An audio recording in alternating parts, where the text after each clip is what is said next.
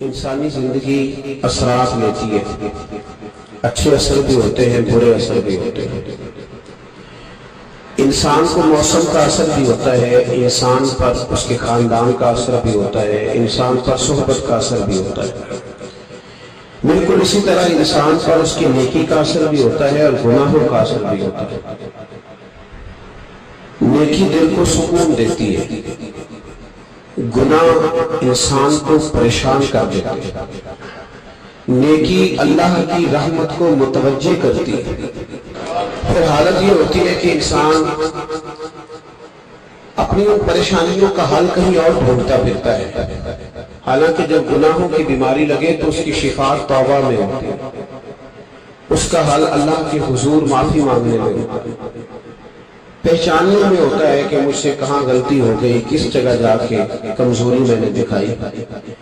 ہر انسان اچھی ٹھنڈی خوبصورت سکھ والی زندگی چاہتا ہے۔ اللہ کریم نے سورہ نحل کے اندر ارشاد فرمایا من عامل صالحا من ذکر او انثی، فرمایا جو بھی اچھے عمل کرے چاہے مرد ہو چاہے عورت ہو، وہو مؤمن، شرط یہ ہے کہ مومن ہو، فَلَنُحْيِيَنَّهُ حَيَاةً طَيِّبَةً، فرمایا ہم اسے پاکیزہ زندگی عطا فرما دیں گے، حیات طیبہ دے دیں گے، اسے پاکیزہ زندگی۔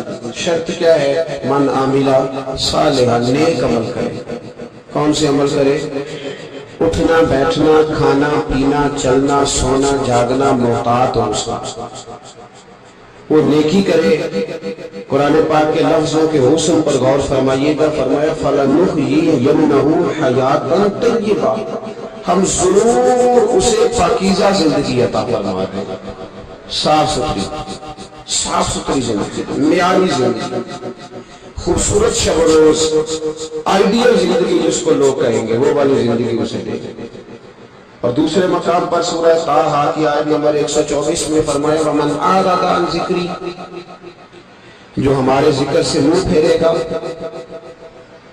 جو ہمارا کھا کے چہرہ کسی اور طرف کرے گا، جو چلے گا ہماری زمین پر لیکن توجہ کسی اور طرف ہوگی، آسمان کی چھت ہماری بنائی ہوئی لیکن اس کے خیالات کہیں اور ہوں گے، فَإِنَّ لَهُ مَعِيشَةً ضَنْكًا، فرمایا ہم اسے تنگ زندگانی عطا کر دیں، اس کی زندگی تنگ ہو جائے گی، اس کی معیشت تنگ ہو جائے گی۔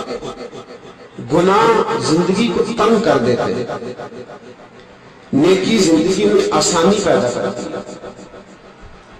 آپ کو اگر زندگی میں سکون چاہیے ہو تو آپ کسی غریب کی خدمت کر کے دیکھیں، اللہ کتنا سکون عطا کرتا ہے۔ آپ بڑے پاورفل بھی ہیں، بڑے طاقتور بھی ہیں اور بڑے باوقار بھی ہیں، لیکن کسی کو گالی دے کہ آپ کا دل کبھی ٹھنڈا نہیں ہوگا، تکلیف ہوگی، اس کے اندر آزمائش ہوگی۔ ڈاکٹر ریسرچ کرتے ہیں، ڈاکٹر وہ کہتے ہیں گناہ کرنے سے آدمی جسمانی طور پر کمزور ہوتا ہے، لیکن وہی عمل اگر وہ بطور نیکی کرتا ہے تو اللہ اس میں اسے قوت عطا فرماتا ہے، اسی عمل میں اللہ اسے قوت عطا کر دیتا ہے۔ ویسے میں اشارہ دے رہا ہوں، اس بات کی تفصیل میں نہیں جانا چاہتا، میرے عزیز یاد رکھیں کہ نیکی آپ کو سکون دے گی، نیکی آپ کو ٹھنڈا کرے گا۔ اللہ تبارک و تعالیٰ نے قوموں پہ عذاب نازل کیا اور قرآن مجید فرقان حمید نے ان قوموں کے تذکرے بیان فرمائے۔ بھائی کس لیے بیان کیے؟ کہ ہم عبرت حاصل کریں، ہم یہ غور کر لیں کہ یہ کام ہم نے نہیں کرنا، اس کام سے ہم نے بچنا ہے، ہم نے غور کرنا ہے کہ یہ چیز ہمارے اندر۔ لوگ کہتے ہیں نہیں کہ نہیں ہم پہ یہ عذاب نہیں آئے گا، بالکل نہیں آئے گا، اس میں شک نہیں، پر اللہ نے بیان کس لیے کیا تھا؟ بیان کیا قرآن مجید معاذ اللہ کسی ایسی چیز کا بیان کرتا ہے جس کی ضرورت نہ ہو؟ قرآن پاک نے ایک ایک حرف ایسا بیان کیا جس کی مسلمان کو ضرورت تھی۔ قوم نوح کا ذکر فرمایا قرآن پاک نے، حضرت نوح علیہ السلام کی قوم کو حضرت نوح علیہ السلام نے 1500 سال سمجھایا، 15 کچھ لوگوں نے 950 سال لکھا ہے نا، اعلیٰ حضرت نے لکھا 1500 سال عمر ہوئی حضرت نوح علیہ السلام۔ اللہ تعالیٰ بندے کو جلدی سزا نہیں دیتا، بلکہ قرآن مجید میں ایک جگہ رب کریم اس طرح بھی فرماتا ہے کہ جب بندے مجھے بھول جاتے ہیں تو میں ان کے لیے نعمتوں کے دروازے کھول دیتا ہوں۔ بندہ سمجھتا ہے کہ میں کچھ تو ہے نا کہ میرے اندر کہ میں جدھر جاتا ہوں خیر ہی خیر ہو جاتی ہے، وہ سمجھتا ہے کہ میری عقل ہے، حالانکہ اللہ اسے ڈھیل دیتا ہے، اللہ اسے ڈھیل دیتا ہے۔ گناہوں کی سزا کے 3 طریقے ہیں۔ ایک ہے متنبع کرنا، تنبیہ کرتا ہے اللہ، بندہ متنبع ہو جاتا ہے، یہ اللہ کا بہت بڑا احسان ہوتا ہے۔ ایک ہوتا ہے مہلت دینا، اور ایک تیسرا ہوتا ہے اللہ خفیہ تدبیر کرتا ہے۔ تھوڑا سا سمجھیے گا، انسان پر کوئی آزمائش آئی، فوراً اس کی چھٹی اس نے کہا کہ وہ فلان جگہ غلطی کی تھی تب ایسا ہوا۔ ہوتا ہے نا کئی دفعہ آواز آتی ہے نا اندر سے، چلے بول دے کچھ نہیں ہوتا، اللہ جانتا ہے یہاں کوئی کچھ نہیں کہے گا، اور ہماری تو بری بھی نہیں ہوتی، یعنی خبر بھی نہیں ہوتی کس نے ہاں کر دی کس نے نہ کر دی۔ آپ بغیر ٹینشن کے بات چیت کریں، آج کچھ نہیں ہوتا انشاءاللہ۔ آتی ہے اندر سے آواز، میں آپ سے اس لیے ان چیزوں کی تصدیق کراتا ہوں کہ باقیوں کو بھی آتی ہے کہ نہیں، اس لیے تصدیق۔ کبھی کوئی کسی جگہ انسان پریشان ہوتا ہے تو محسوس کرتا ہے کہ وہاں مجھ سے ہوتا ہے نا جی، جس کو یہ نصیب ہو گیا بڑا خوش نصیب آدمی۔ حضرت مولا علی فرماتے ہیں اگر تجھے دنیا میں سزا مل گئی تو بچ گیا، سمجھ پھر اللہ کرم کرے گا، آخرت میں سزا نہیں دے گا۔ اور یہ یاد رکھ لیں، وما اصابکم من مصیبت فبما کسبت ایدیکم ویعفو عن کثیر۔ اللہ فرماتا ہے دنیا میں تجھے جو بھی تکلیف پہنچتی ہے وہ تیرے ہاتھوں کے کرتوتوں کی وجہ سے پہنچتی ہے۔ ویعفو عن کثیر، فرمایا کثیر گناہ کو میں ویسے ہی معاف کر دیتا ہوں۔ یہ جو تیری زندگی میں دکھ ہے نا، یہ بھی میری قلیل سزائیں ہیں، یہ کثیر پر سزا، یہ قلیل ہے، قلیل یہ جو تمہاری زندگی میں تکلیف ہے۔ انسان کو سزا میں حضرت فضیل بن عیاض رحمۃ اللہ تعالی گھوڑے پہ بیٹھے تھے، گھوڑا شرارت کرنے لگ گیا، اچھلنے لگ گیا، کودنے لگ گیا، تو حضرت فضیل بن عیاض نیچے اترے، ایک کونے میں جا کے نماز کی نیت مانگ لی، 2 رکعت نماز پڑھی، پھر دیر تک استغفار پڑھتے رہے، روتے رہے، دعا کرتے رہے، واپس آئے۔ خادم عرض کرنے لگے حضور سمجھ نہیں آئی، گھوڑے نے تھوڑی سی شرارت کی، وہ بھٹکا ہے، آپ نے اس کو چھوڑا ہے اور چھوڑ کر کے آپ نماز میں لگ گئے۔ تو حضرت فضیل بن عیاض فرمانے لگے جب بندہ اللہ کی نافرمانی کرتا ہے نا تو جو چیزیں اس کی فرما بردار ہوتی ہے وہ اس کی نافرمانی کرنے لگ جاتا ہے۔ تو مجھے محسوس ہوا تھا کہ میں نے کہیں اللہ کی نافرمانی کی ہے، اس لیے ایسا ہوا ہے کہ میرے گھوڑے نے میری، تو میں توبہ کرنے لگا ہوں، اور آپ دیکھتا ہوں بیٹھ کے بھلا کیا ہوتا ہے، میں نے سچی توبہ، حالانکہ مجھے یاد نہیں کہ میں کہاں بولا، پر کھری اور سچی توبہ کی، دوبارہ گھوڑے پہ بیٹھے تو گھوڑا بالکل صحیح ہو کے ساتھ چلنے لگ گیا۔ میرے بھائی جب یہ تنبیہ ہے اللہ کی طرف سے، یہ متنبع کیا جاتا ہے کہ تو بال آ جا۔ بہت ساری جگہوں پہ انسان کو وقتی طور پر اگر سزا مل جائے، نبی پاک علیہ السلام کی خدمت میں ایک صحابی ہے، بات مضبوط کر دوں، واقعہ سنایا ہے نا، تو کچھ لوگ سمجھتے ہیں کہ یہ واقعہ ہے، تو میں ایک حدیث پاک امام بہقی کی لکھی ہوئی عرض کرتا ہوں۔ نبی پاک علیہ السلام کے ایک صحابی آئے اور ان کا سر پھٹا ہوا تھا، خون بہ رہا تھا، سرکار نے فرمایا کیا ہوا؟ عرض کی حضور ایک عورت جا رہی تھی، میری نظر پڑی، ابھی نظر پڑی ہے کہ میرے آگے ستون آ گیا تو میرے سر پہ لگ گیا۔ نبی پاک صلی اللہ علیہ وسلم نے فرمایا تیرے لیے خوشخبری ہے، اگر دنیا میں تیری غلطی کی تجھے سزا ملی ہے تو پھر رب تجھے قیامت میں سزا نہیں دے گا، پھر اللہ قیامت میں سزا، بعض گناہ ایسے ہیں جن کی یہاں بھی سزا ملے گی اور وہاں بھی ملے، لیکن میرے بھائی پہلی بات یہ ہے کہ اللہ تعالیٰ اس غلطی کی یہی سزا دے لے، اور دعا فرمائے اللہ تبارک و تعالیٰ یہاں بھی معافی عطا فرمائے، وہاں بھی معافی عطا فرمائے، اللہ تعالیٰ ظلم فرمائے۔ لیکن میرے بھائی ایک تو یہ ایک سزا یہ ہوتی ہے کہ انسان جب گناہ کرنے لگتا ہے تو اللہ نعمتوں کے دروازے کھولتا ہے، مہلت دیتا ہے۔ 500 سال تک فرعون کو مہلت دی، کتنے؟ یہاں جو 5 سال حکومت کر دیتا ہے وہ کہتا ہے سب سے قابل میں ہی ہوں، مجھے مہلت ملی ہوئی۔ 500 سال مہلت دی اللہ تعالیٰ، اور فرعون کی قوم پر بتا عذاب کس طرح کیا ہے، ٹڈیاں مسلط کر دی اللہ نے۔ یہ گھومتی نہیں چھوٹی سی، ہم اپنی زبان میں اس کو کچھ لوگ مختلف ناموں سے یاد کرتے ہیں، کوئی مکڑی کہتا ہے، کوئی کچھ کہتا ہے، مسلط کر دی، جاتی نہیں۔ ان پر بنی اسرائیل کے ان مقابل جو فرعون کی قوم تھی ان پر الزام اس طرح کا عذاب آیا کہ مینڈک مسلط کر دیا اللہ تعالیٰ. برتن کھولتے تھے اندر مینڈک نکلتا تھا. دنیا کی ہر دوائی استعمال کرتے تھے لیکن مینڈک نکل آتا تھا. تھوڑا سا سمجھا کرو چیزوں. ہمارے رنگ نہیں زیادہ گورے کہ ہم پر عذاب نہیں آتا. کوئی بہت زیادہ اللہ تعالیٰ معاف فرمائے دولت نہیں جمع کرا بیٹھے شاہی خزانے میں کہ ہم سے پوچھا نہیں جائے. یہ مہلت ہے, مہلت کو مہلت سمجھو.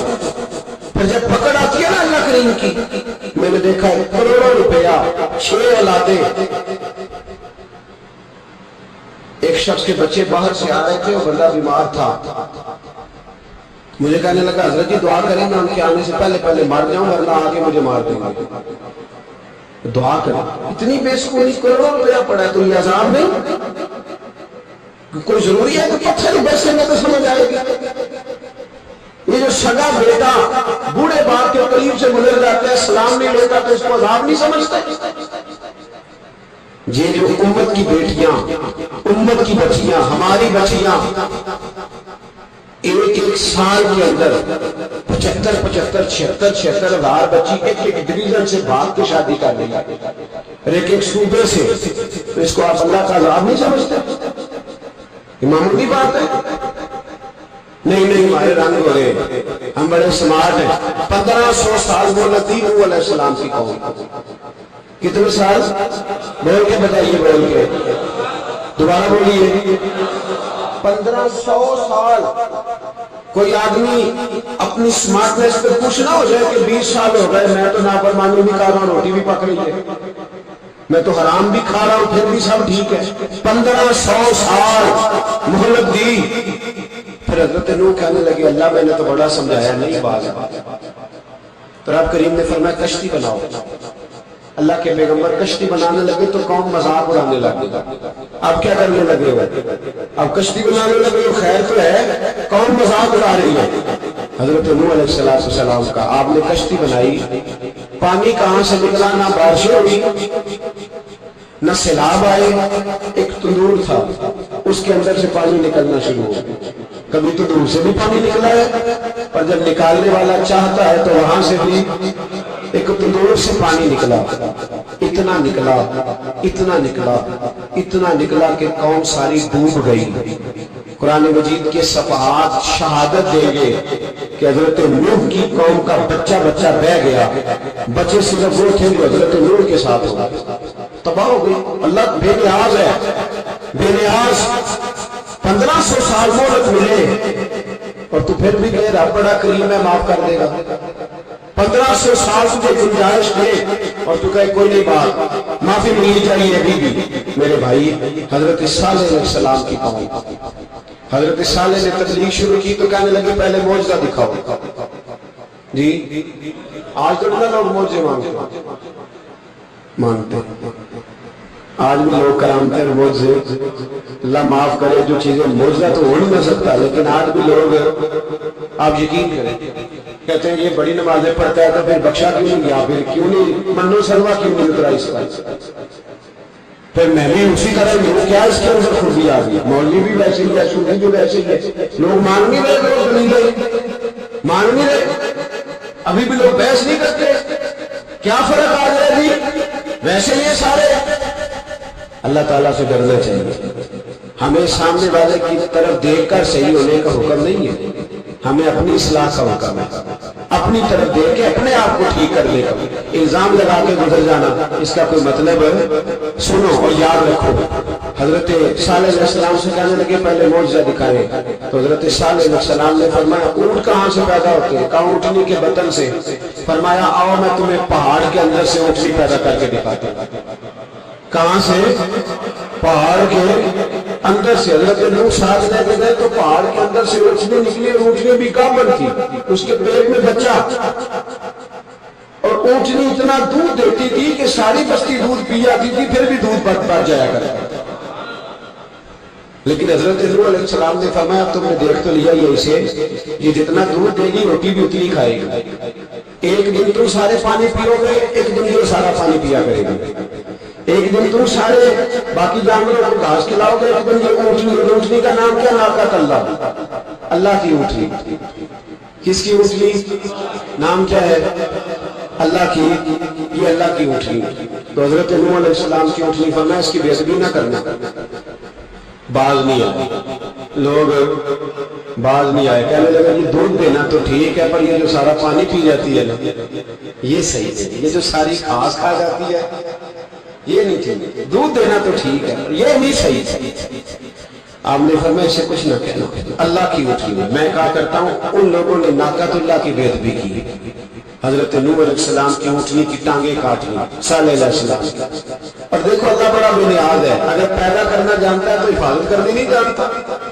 لیکن رب کریم نے فرمایا نہ کرنا. انہوں نے ان کے پیر کاٹ دیے، کانوں کو چھریاں لگائیں. اونٹنی جب مر گئی، اونٹنی اللہ تبارک و تعالیٰ کی وہ اونٹنی جب مر گئی تو حضرت صالح علیہ السلام کی قوم پر رب کریم نے زلزلہ بھیجا. اذا زلزلت الارض زلزالها، جب زلزلے آئے گے، جب ان کا زلزلہ آنا ٹھہر، زلزلہ آتا ہے نا، کیا کرتی ہے قوم؟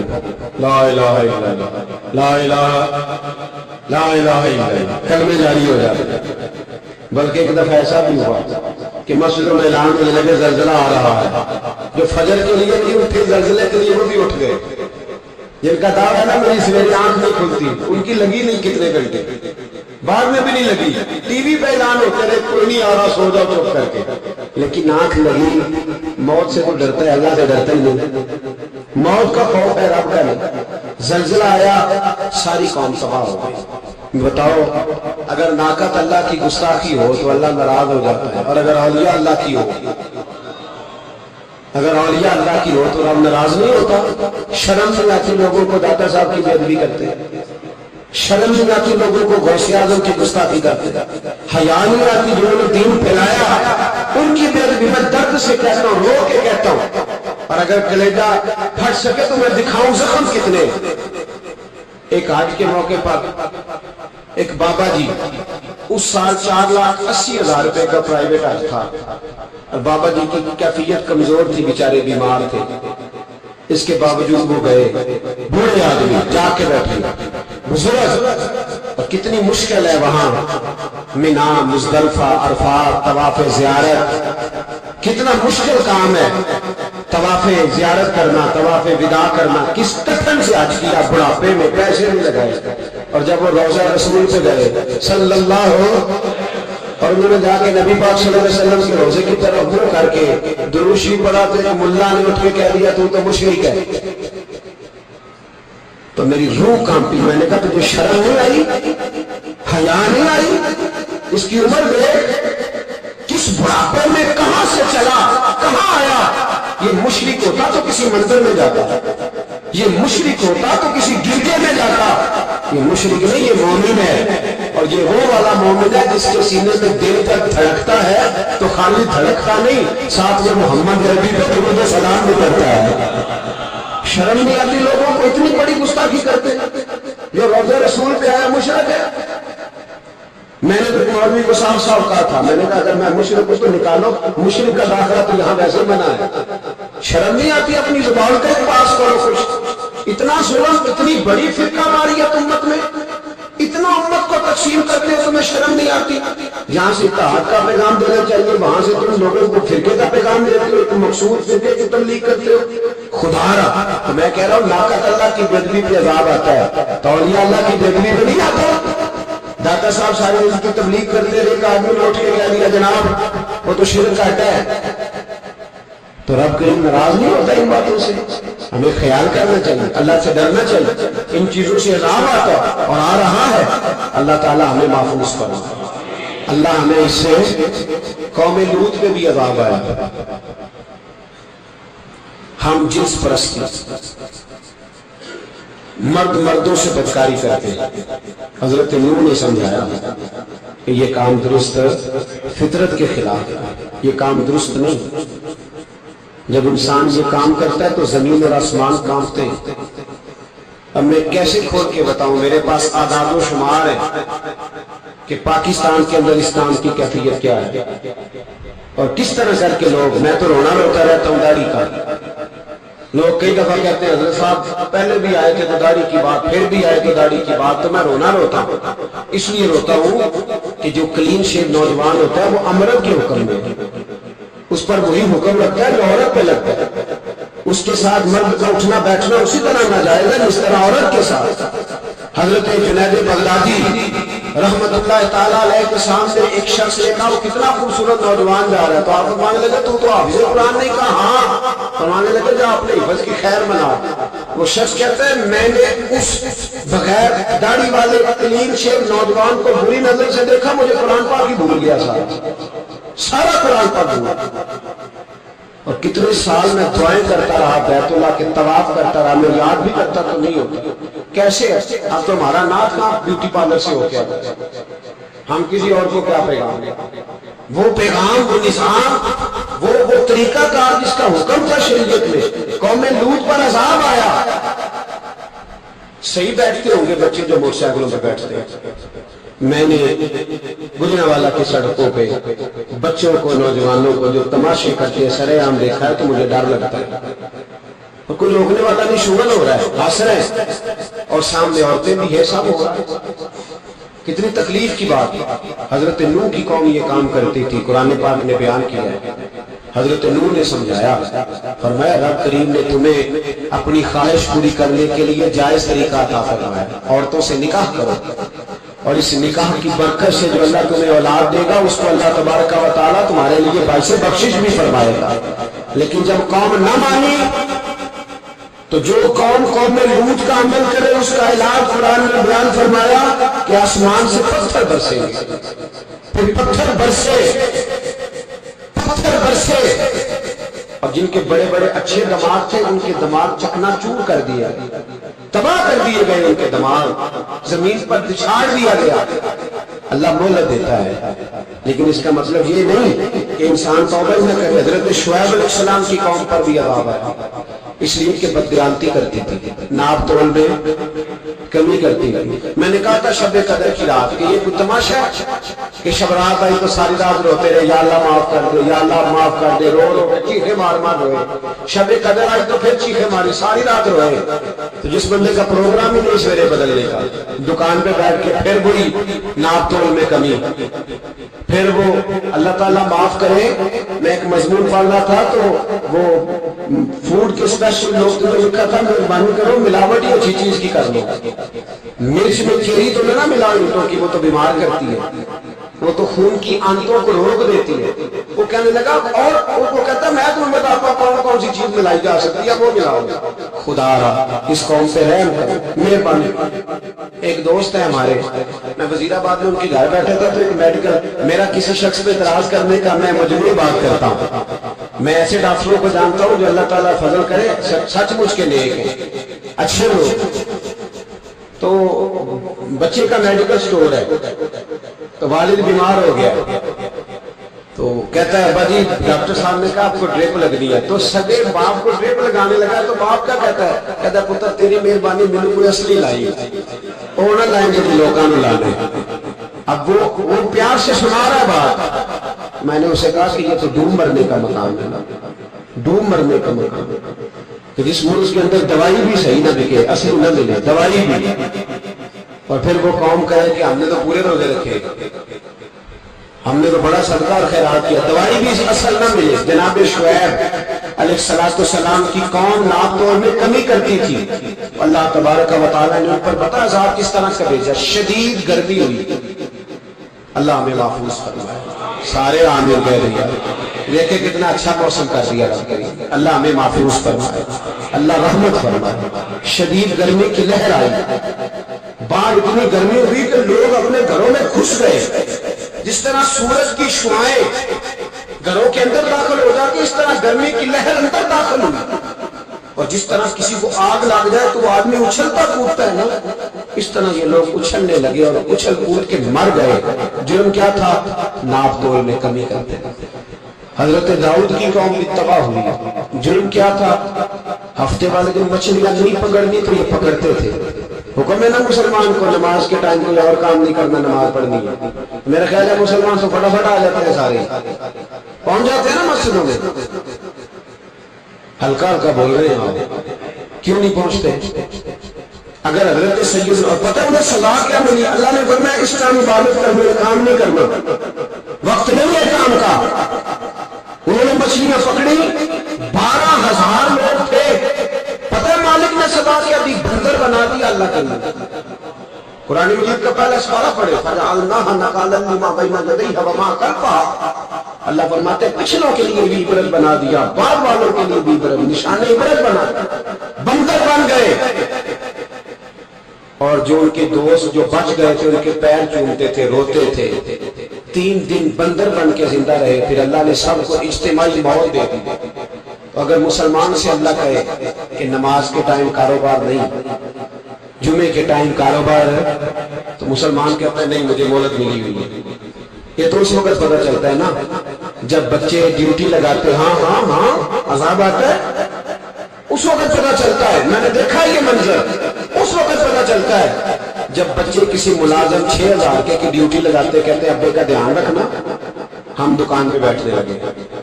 फिर उसे समझ आती है अगर मैं नमाज के टाइम मस्जिद में होता तो आज मेरी औलाद मेरी खिदमत में होती। मैं नमाज के टाइम मस्जिद में गिरा तो बच्चों ने 6,000 का मुलाजिम उठाया, अपा जी का ख्याल रख, एक नर्स बुलाई है, तू ख्याल रख। किधर होते हैं मुसलमान नमाज के टाइम?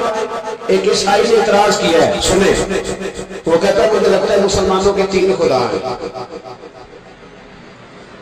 मुसलमान अड़ गया, कहने लगा नहीं हमारा तो एक है, कहा नहीं 3 है। माज़अल्लाह अस्तग़फिरुल्लाह, हमारा एक है। कहने लगा नहीं मैं साबित करता हूँ, एक तुम्हारा खुदा 5 नमाजों का है, एक रमजान का है, एक ईद का है। लगता है माज़अल्लाह ईद वाला ज्यादा तगड़ा है, तुम ज्यादा आते हो। रमजान वाला लगता है उससे कुछ कमजोर है, तुम थोड़े आते हो। और 5 नमाजों वाला शायद सबसे कमजोर है। बात अकल की है कि नहीं? उसने इतराज ठीक किया तो मुसलमान पूछा ये ना ख्याल करें। एक यहूदी ने लिखा था, उसने कहा था जिस दिन मुसलमानों की तादाद फजर की नमाज में उतनी हो गई जिस दिन जुमे जितनी जुमे में होती है, उस दिन ना कोई यहूदी साजिश करेगा ना कोई ईसाई तलवार निकालेगा। शर्त यह है कि ये उसी तरह फजर पढ़ने आए जिस तरह जुमा पढ़ने आते हैं। तो फिर कोई शख्स भी इनको किसी जगह शिकस्त दे सकता, तो अपने हमारे गुनाह हमें परेशान करते। ये जितनी आजमाइशें इनके पस मंजर में गुनाह है, हमारी जिंदगी के अंदर जितनी तकलीफें, हमारी परेशानियों का सबब हम खुद हैं। बहुत सारी जगहों पे हम गलती करते हैं, उसकी हमें सजा मिलती है। गलती की सजा। एक नौजवान ने मुझे बड़ी गहरी बात सुनाई, मेरा करीबी ताल्लुक था। कहने लगा घर में बड़ा मसला, बड़ी परेशानी है, माँ और बीवी का माहौल इतना सख्त हो गया है कि निमट नहीं सकता। आप यकीन करें मैंने डिटेल से सारी चीज को स्टडी किया, मेरे पास इतना वक्त नहीं होता, फिर भी मैंने उस फैमिली को पूरा पढ़ा। तो गलती नौजवान की निकली, ना उस पर अम्मा एतबार करती है ना बीवी एतबार करती है। उसने झूठ बोल बोल के इस तरह की माहौल पैदा कर दिया है कि कोई इस पर इस्तेमाल करने को तैयार है। अगर आप नाराज ना हो तो एक बात करूं, पता है घर में माहौल कब खराब होता है? बाहर वाले हमारी तकरीर सुनते हैं, घर वाले हमारा अमल देखते हैं।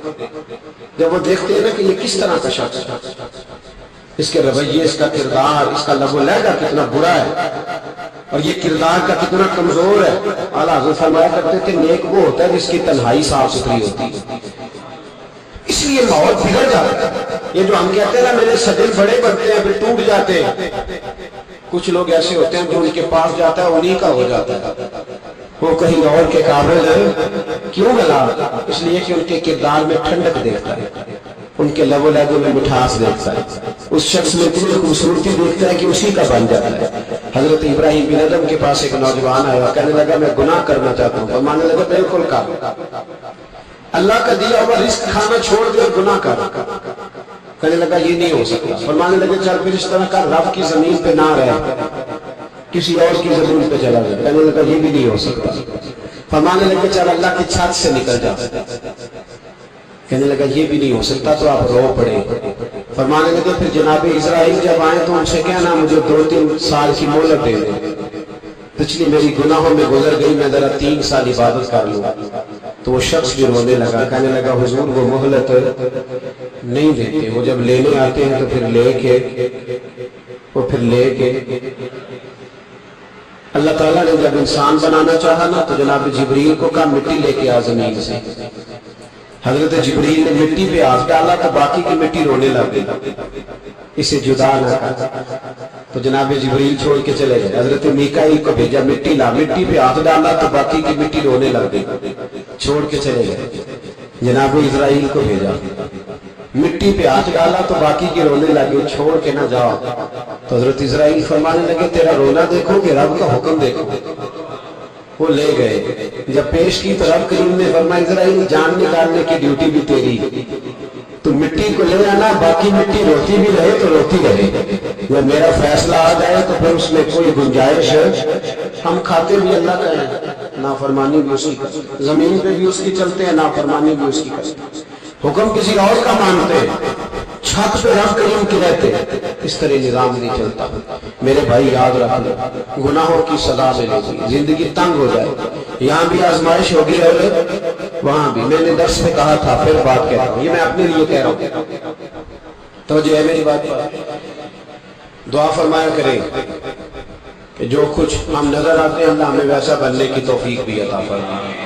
اللہ ویسا بننے کی یہ مشکل معاملہ ہے، مشکل.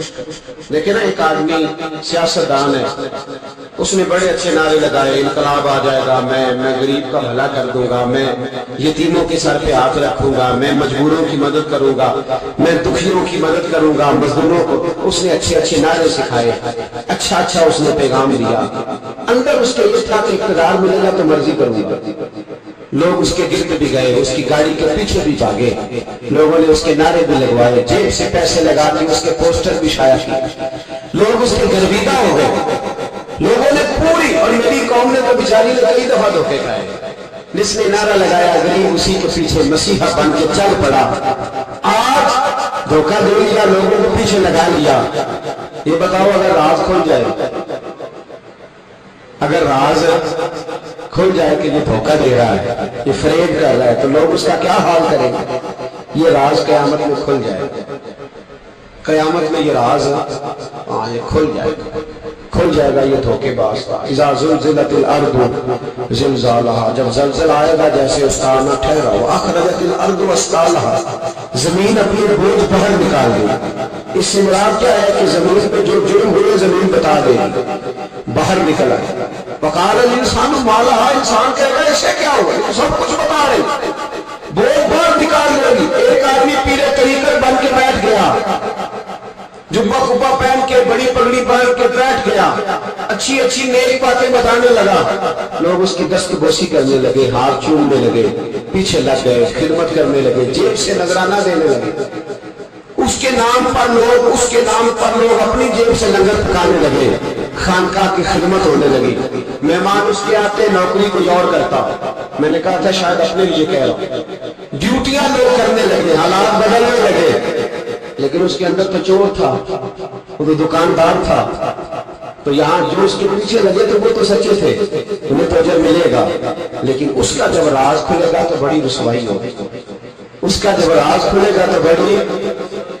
ایک میری طرح کا دیندار تھا، جو چہرے کا تو نیک تھا، اندر پتہ نہیں کیا کچھ تھا. ایک طوائف گزر رہی، اس نے اس کو تبلیغ کر دیا. کہنے لگا بس کر دے، سیانی بن جا.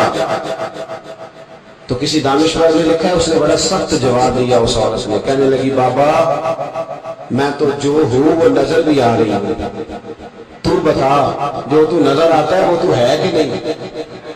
اس بندے نے چیخ ماری اور بے ہوش ہو کے گر پڑا. لوگوں نے کہا بابا آج کسی صوفی کا کلام سنا ہے جو بے ہوش ہو گیا. اس نے کہا نہیں، آج طوائف کی بات سنی. طوائف، اور وہ عجیب بات کر گئی ہے. وہ کہہ گئی ہے میں تو جو ہوں میں نظر آ رہی ہوں، تو بھی تو بتا، تو بتا کہ تو دستار امامت پہنتا ہے.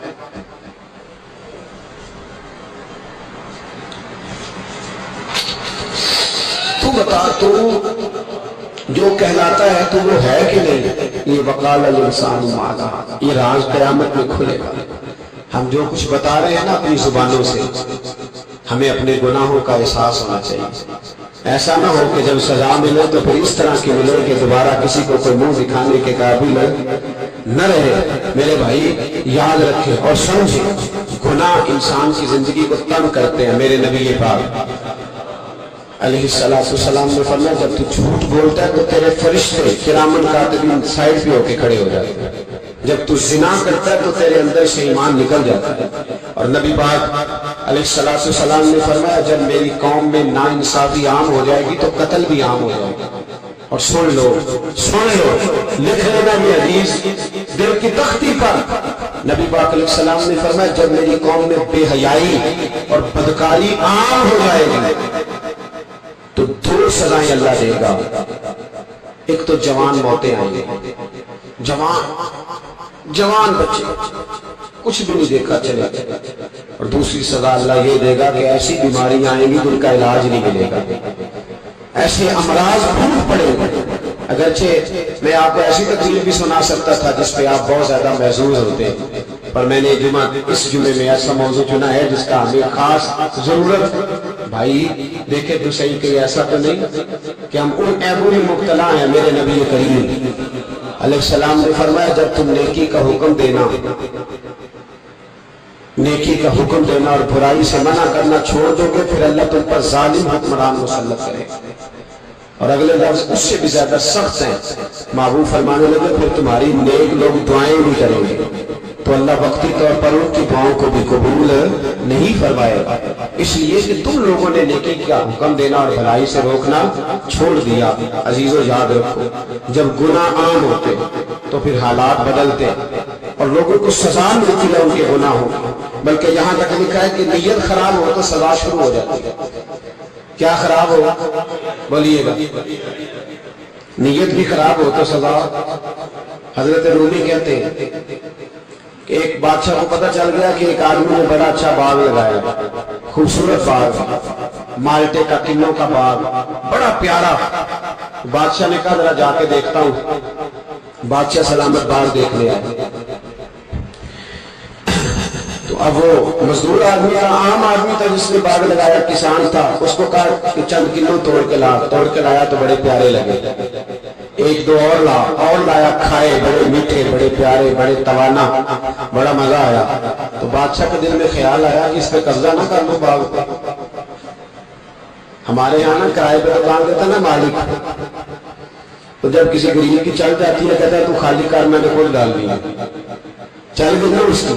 حالانکہ رزق اپنے اپنے نصیب کا ہے، رزق اپنے اپنے نصیب کا ہے، جس کو اللہ تعالیٰ چاہتا ہے عطا کرتا ہے۔ تو اس کو کہا کہ اور توڑ کے لا، اور دل میں خیال ہے کہ یار اتنا اچھا باغ ہے قبضہ کر لیتے ہیں، ہماری حکومتیں قبضہ کر لیتی ہے کہ کوئی چیز اچھی لگ جائے۔ اب وہ کسان سمجھ کلو توڑ کے لایا، اس نے کھائے تو کھٹے نکلے، ترش تھے۔ کہنے لگا تجھے کیا ہو گیا ہے؟ تو بندہ بڑا صاحب دل تھا، کہنے لگا میں تو ٹھیک ہوں، آپ اپنی نیت سے پوچھیں کہ خراب تو نہیں ہو گئی؟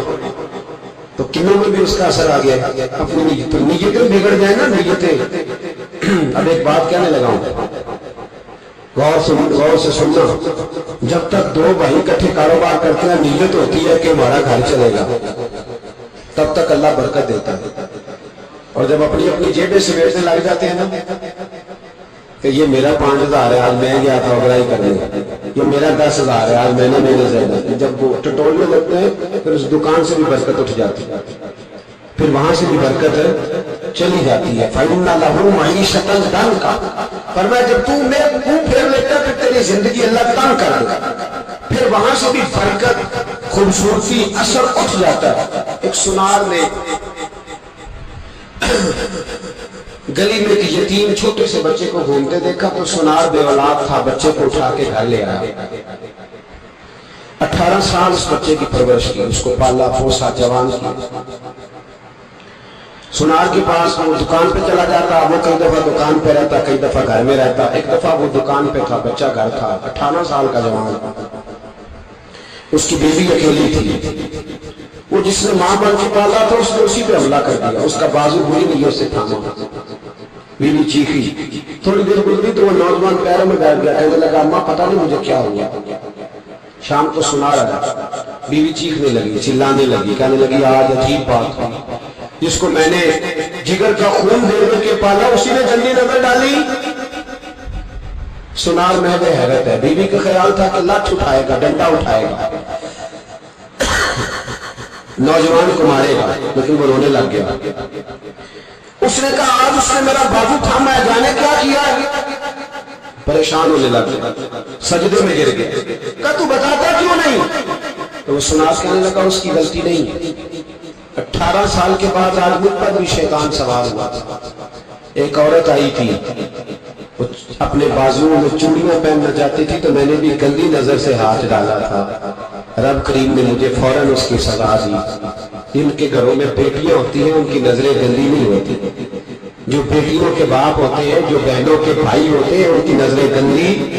اور اگر تو ٹیلی فون کرتا ہے، تو کسی عورت کے ساتھ تعلق رکھتا ہے، تو یہ بات لکھ لے، امام فخر الدین رازی 1، علامہ اسماعیل حقی 2، مولانا جلال الدین رومی 3، امام خازن 4، امام جلال الدین سیوطی 5 حدیث کے استاد اور محدث لکھتے ہیں کہ اگر تو کسی پر گندی نظر ڈالے گا تو تیرا گھر بچ سکتا، یاد رکھ نہیں بچے گا، اس لیے کہ تیری نظر کسی کی بیٹی کو بیٹی سمجھ تاکہ تیری بچی کا پردہ قائم رہے، کسی کی بہن کو۔